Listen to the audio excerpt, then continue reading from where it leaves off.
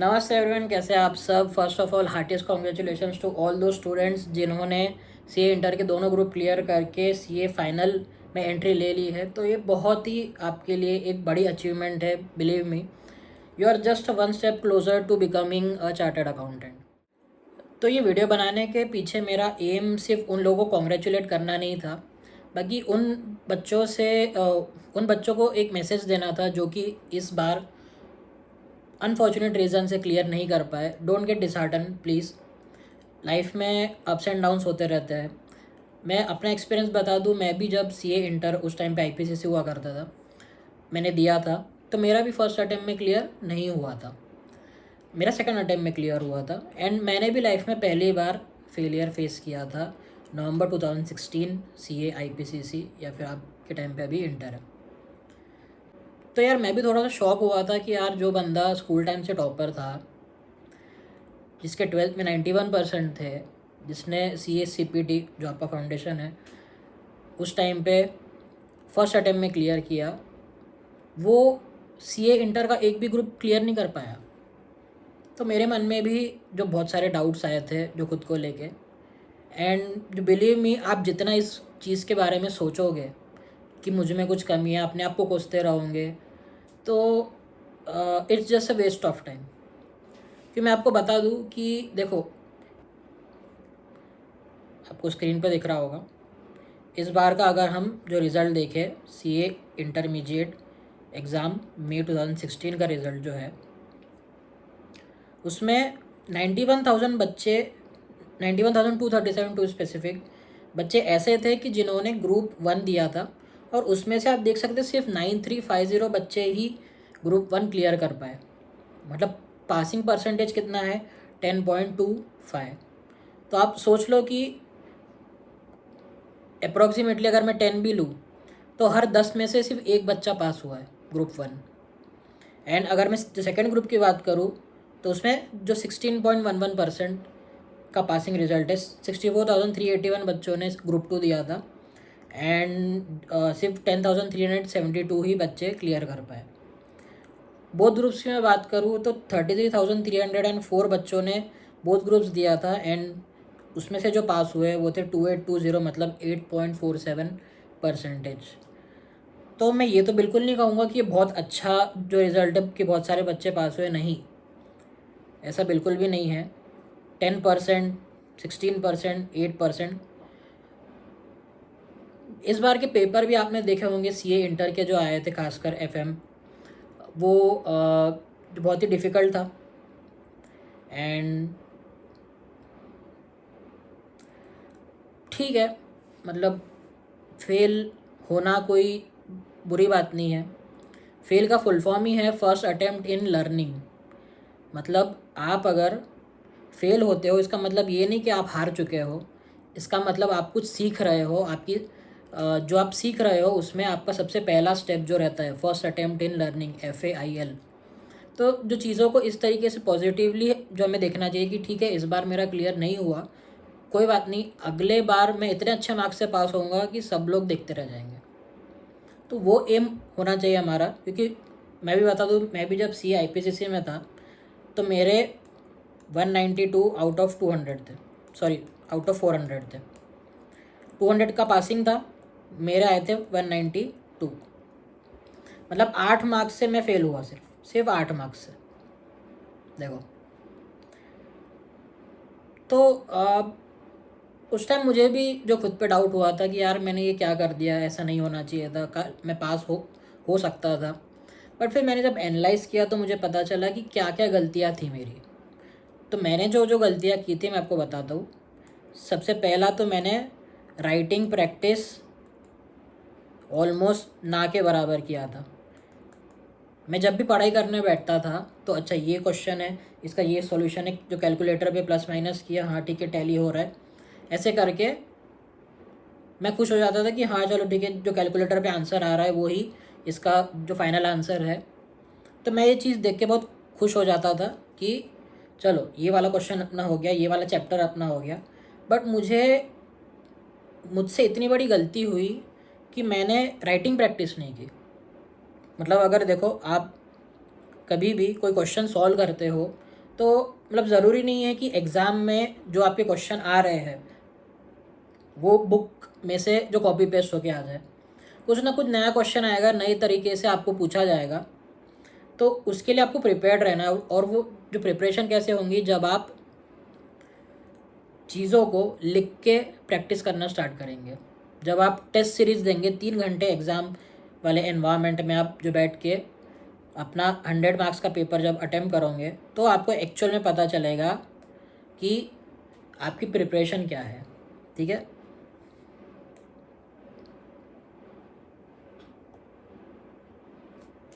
अब एक गलती तो ये हुई थी मुझसे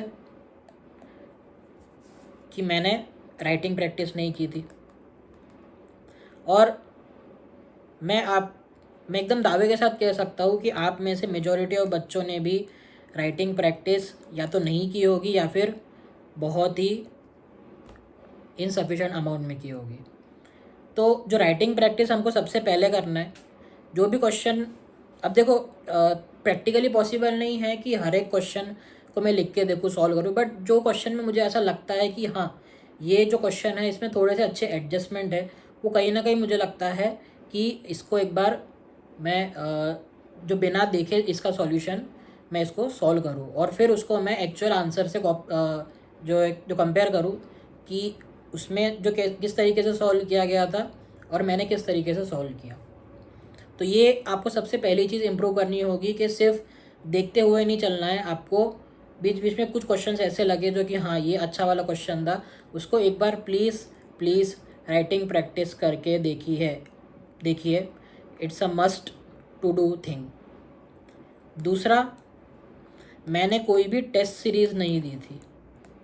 अब मैं यहाँ पे किसी भी जो पर्टिकुलर टेस्ट सीरीज़ का प्रमोशन करने नहीं आया हूँ, आपको जो ठीक लगे आप वो टेस्ट सीरीज़ में एनरोल कर सकते हैं। मैंने एक भी टेस्ट सीरीज़ नहीं दिया था। मतलब सबसे पहला जो मैंने पेपर देखा था और सॉल्व करना, वो डायरेक्टली एग्ज़ाम हॉल में ही मैंने देखा था।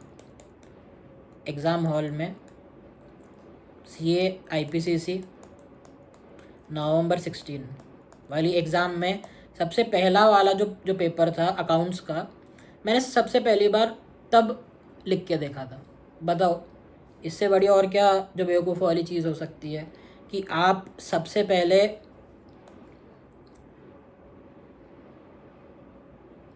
तो आपको टेस्ट सीरीज देना है एग्ज़ाम एनवायरनमेंट में 3 घंटे। क्या आप कंटिन्यूसली बैठ सकते हो? क्या उस जो प्रेशर में आप अपना पेपर सॉल्व कर सकते हो क्या? और सिर्फ सॉल्व ही नहीं करना है, हमें जो है पासिंग मार्क्स भी लेके आने हैं। तो I would recommend you to join any test series of your choice and please उसको ईमानदारी से देखिए। अगर जो है आपकी सिटी में कोई टेस्ट सीरीज़ का सेंटर ऑफलाइन है तो आई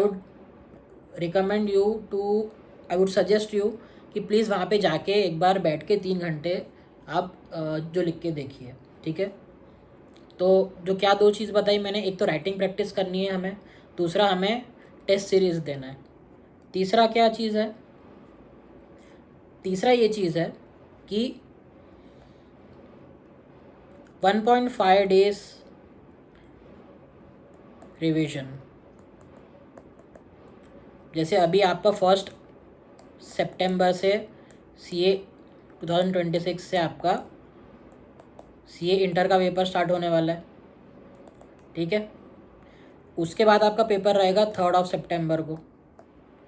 तो ये जो बीच में आपको 1.5 दिन का टाइम मिलता है, वो 1.5 दिन में क्या क्या चीज़ें रिवाइज़ करनी है, जो क्या क्या चीज़ें प्रैक्टिस करके देखनी है, क्या चीज़ें हमको अगर जो नहीं भी देखा या फिर एकदम एंड पे देखा तो भी चल जाएगा, उसका आपको प्लान अभी से बना के चलना पड़ेगा। अगर आप चाहते हो तो मैं आपके लिए एक प्लान बना के दे सकता हूँ, आप मुझे कमेंट सेक्शन में बता सकते हो कि मैंने किस तरीके से तब प्लानिंग की थी। तो CA का सिलेबस जो होता है वो बहुत ही वास्ट होता है।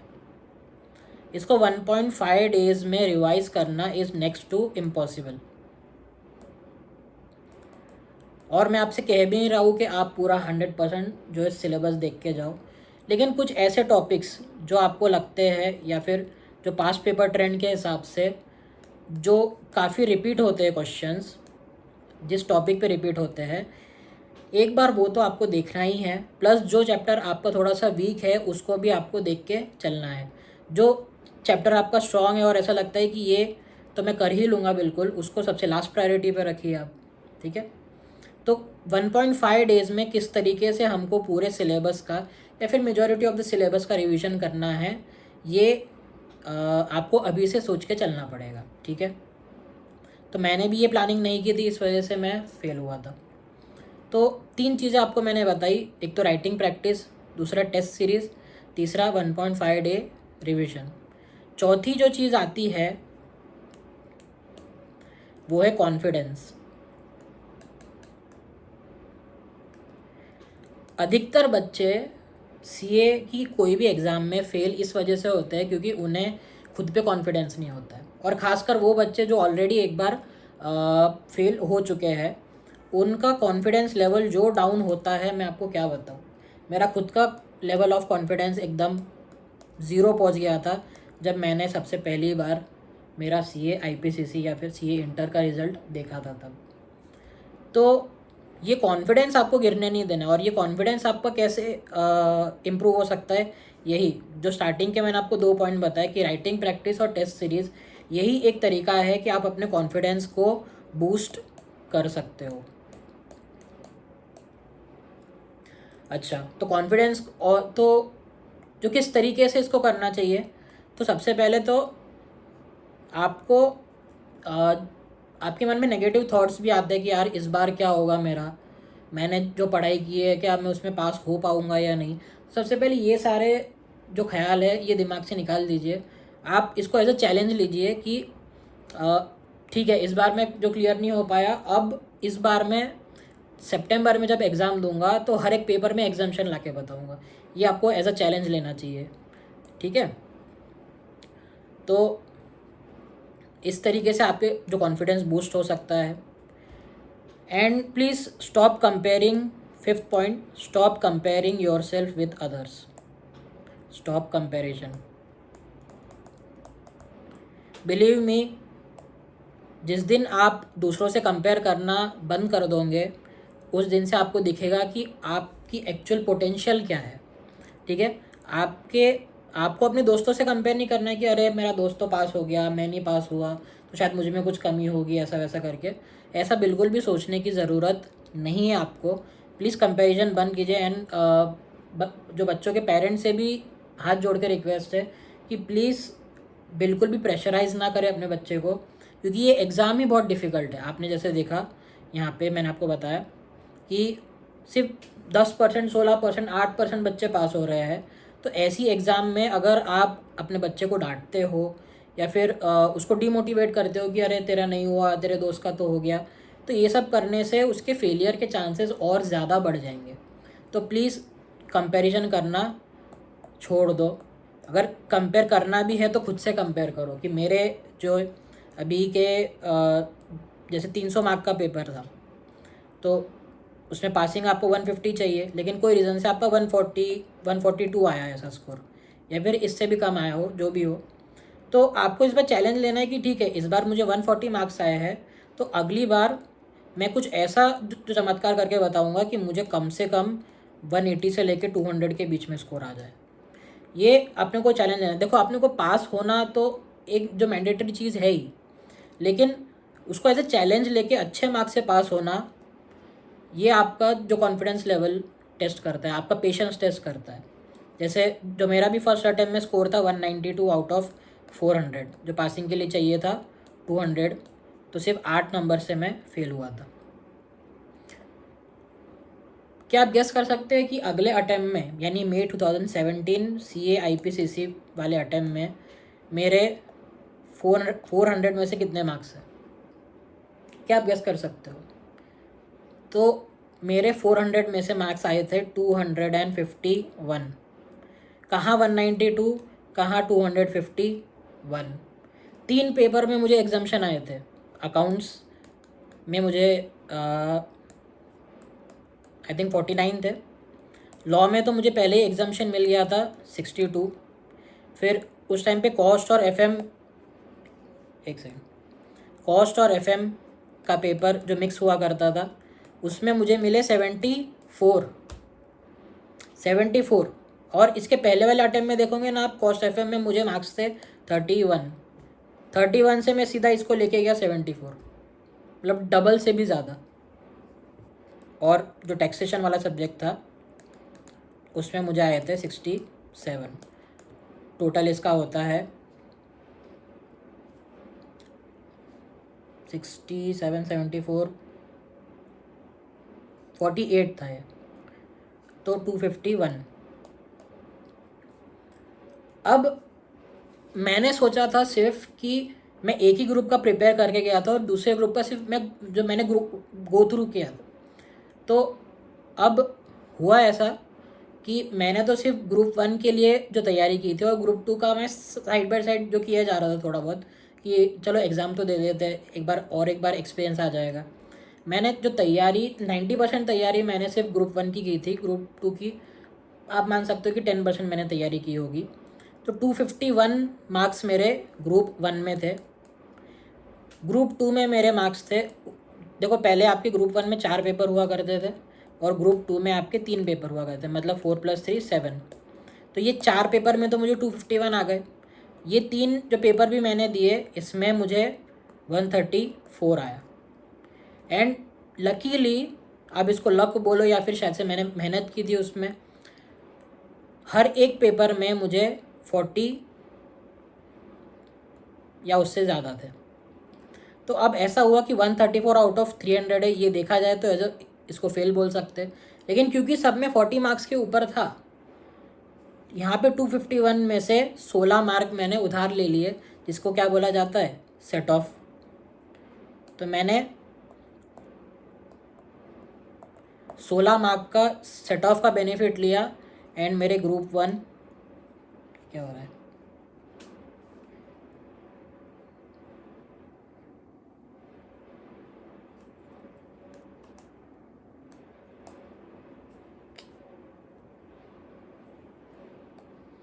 मेरे ग्रुप 1 और ग्रुप 2 मैं दोनों क्लियर कर गया। मैंने सोचा भी नहीं था कि मेरा ग्रुप 2 क्लियर होगा, क्योंकि ग्रुप 1 में ही मुझे इतना डर लग रहा था कि किस तरीके से होगा, लेकिन मैंने मेहनत की, सही अप्रोच से सही डायरेक्शन में मेहनत की मैंने, एंड उसका रिज़ल्ट मुझे सिर्फ ग्रुप 1 में ही नहीं ग्रुप 2 में भी दिखा, दोनों में पास हो गया। ये तो कभी मैंने सोचा ही नहीं था कि मैं सिर्फ ग्रुप 1 का पढ़ाई करके जा रहा हूँ, ग्रुप 2 का थोड़ा बहुत किया। मुझे ऐसा लगता है कि जैसे तैसे भाई अगर 200 मार्क भी आ जाते हैं मुझे ग्रुप 1 में, तो भाई थैंक यू भगवान, बस मुझे इतना ही चाहिए था। लेकिन भगवान ने मुझे ग्रुप 1 के साथ आशीर्वाद में ग्रुप 2 भी दे दिया और मैं दोनों ग्रुप पास हो गया। तो मैंने अपने आप को किसी से भी कंपेयर नहीं किया था। मुझे दिख रहा था कि मेरे सारे दोस्तों का क्लियर हो गया, बट स्टिल मैंने अपने आप को किसी से कंपेयर नहीं किया था। कंपेयर करना है तो खुद से करो, खुद का एक बेटर वर्जन बन के देखो। अपना कॉन्फिडेंस लेवल मैंने बूस्ट किया था, जो लकीली मेरे पेरेंट्स भी एकदम सपोर्टिव थे, कि जिन्होंने मुझे कभी भी इस चीज़ के लिए डिमोटिवेट नहीं किया या फिर डांटा हो।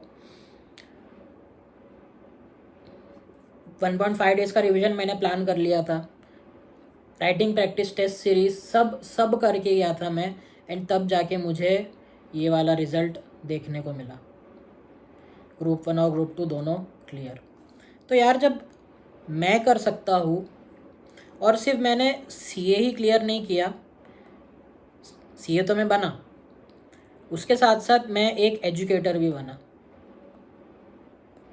क्योंकि मुझे पता था जो गलतियाँ मैंने अपने स्टूडेंट वाले फेज़ में की है, ऐसे ही गलतियाँ बहुत सारे बच्चे करते हैं। एंड उसी चीज़ को लेके मैंने